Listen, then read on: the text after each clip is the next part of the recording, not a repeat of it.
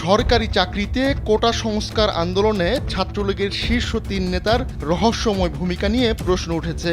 ক্ষমতাসীন দলের সহযোগী সংগঠনের সভাপতি সাদ্দাম হোসেন, ঢাকা বিশ্ববিদ্যালয় শাখার সভাপতি মাজহারুল কবির শয়ন ও সাধারণ সম্পাদক তানভীর হাসান সৈকত শুরু থেকেই ওই আন্দোলনের প্রতি সহানুভূতিশীল ছিলেন বলে সংগঠনটির অনেক নেতাকর্মী জানান। আন্দোলনের বিভিন্ন পর্যায়ে এই ৩ নেতার বেশ কিছু পদক্ষেপ পরিস্থিতিকে উস্কে দিয়েছে বলেও অভিযোগ উঠেছে। ছাত্রলীগের বর্তমান ও সাবেক নেতাদের অনেকেই বলছেন, স্বেচ্ছায় মাঠ ছেড়ে না দিলে প্রতিটি হল থেকে ছাত্রলীগ নেতাকর্মীদের বের করে দেওয়া প্রায় অসম্ভব। এক্ষেত্রে সংগঠনের শীর্ষ নেতাদের নিষ্ক্রিয়তা নানা প্রশ্নের জন্ম দিয়েছে। বাংলাদেশের একমাত্র multinational tiles brand RAK ceramics. Dhaka বিশ্ববিদ্যালয় থেকে ছাত্রলীগ বিতাড়িত হওয়ার পরই সারা দেশের প্রভাব পড়ে। তখন অন্যান্য ক্যাম্পাস থেকেও সংগঠনের নেতাকর্মীরা বেরিয়ে যেতে বাধ্য হন। এক্ষেত্রে শীর্ষ নেতারা রহস্যজনক ভূমিকা পালন করেছেন।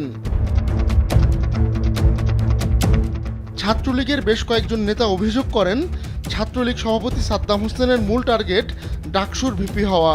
কোটা বিরোধী আন্দোলন উস্কে দিয়ে তিনি ডাকসু নির্বাচন আদায় করতে চেয়েছিলেন। জানা গেছে, আন্দোলনকারীরা যখন হলে হলে হামলা করছিল তখন নেতাকর্মীদের কোনো ধরনের নির্দেশনাই দেননি ছাত্রলীগের সভাপতি এবং সাধারণ সম্পাদক। উল্টো যেসব নেতাকর্মী প্রতিরোধ করার চেষ্টা করেন তাদের হল ছেড়ে নিরাপদে আশ্রয় নেওয়ার নির্দেশনা দেন।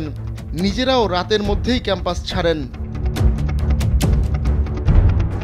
খোঁজ নিয়ে জানা গেছে, কোটা আন্দোলনের অন্যতম সমন্বয়ক সার্জিস আলমের সঙ্গে আগে থেকেই সখ্যতা ছিল সাদ্দাম হোসেনের। তাদের দুজনের বাড়ি পঞ্চগড় জেলায়। বিগত ডাকসু নির্বাচনের সময় সার্জিসকে অমর একুশে হল সংসদে ছাত্রলীগের প্যানেল সদস্য হিসেবে পদ দিয়েছিলেন সাদ্দাম। এছাড়া সার্জিসকে পঞ্চগড় জেলা ছাত্র কল্যাণ সমিতির সাধারণ সম্পাদক পদে বসাতেও ভূমিকা ছিল ছাত্রলীগ সভাপতির। জানা গেছে, কোটা আন্দোলনের শুরু থেকেই সাদ্দাম হোসেনের সঙ্গে যোগাযোগ রক্ষা করেছেন অন্যতম সমন্বয়ক সার্জিস আলম। এমনকি তাকে নানা দিক নির্দেশনাও দিয়েছেন সাদ্দাম। এমন একটি ভিডিও সামাজিক যোগাযোগ মাধ্যমে ভাইরাল হয়েছে। 58 সেকেন্ডের ওই ভিডিওতে সাদ্দাম ও সার্জিস দুজনেই হাত ধরে হাসিমুখে কথা বলেন। সেখানে সাদ্দাম বলেন, আন্দোলনে জনদুর্ভোগ কমাতে হবে, তোমরা কর্মসূচি করো, ক্যাম্পাসে কর্মসূচি করো। সার্জিসও তখন সাদ্দামের কথায় সায় দিচ্ছিলেন।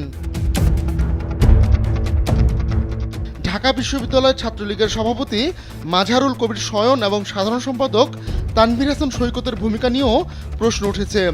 2018 সালে শয়ন কোটা আন্দোলনে যোগ দিয়েছিলেন বলেও অভিযোগ পাওয়া গেছে। সে সময়ের কোটা আন্দোলনের অগ্রভাগে ছিলেন সৈকত। তখন পুলিশের সামনে বুক চিতিয়ে দাঁড়িয়ে থাকা তার একটি ছবি সামাজিক যোগাযোগ মাধ্যমে ভাইরাল হয়। সৈকতের এই সাহসিকতার প্রশংসা করে তখন অনেকেই সামাজিক যোগাযোগ মাধ্যমে পোস্ট করেন।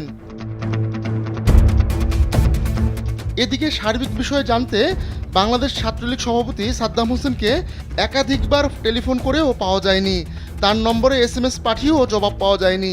জানতে চাইলে ছাত্রলীগের সাধারণ সম্পাদক শেখ ওয়ালি আসিফ ইনান কালবেলাকে বলেন, আমরা প্রধানমন্ত্রীর নির্দেশে হল ছেড়েছি। প্রধানমন্ত্রী আমাদের ধৈর্য ধরতে বলেছেন, তাই আমরা কোনো সংঘাতে জড়াইনি।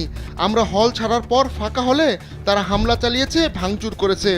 অন্য 3 শীর্ষ নেতার ভূমিকা সম্পর্কে জানতে চাইলে ইনান বলেন, আমি এসব বিষয়ে কিছু জানি না। কেউ অপরাধ করলে তার শাস্তি সে পাবে।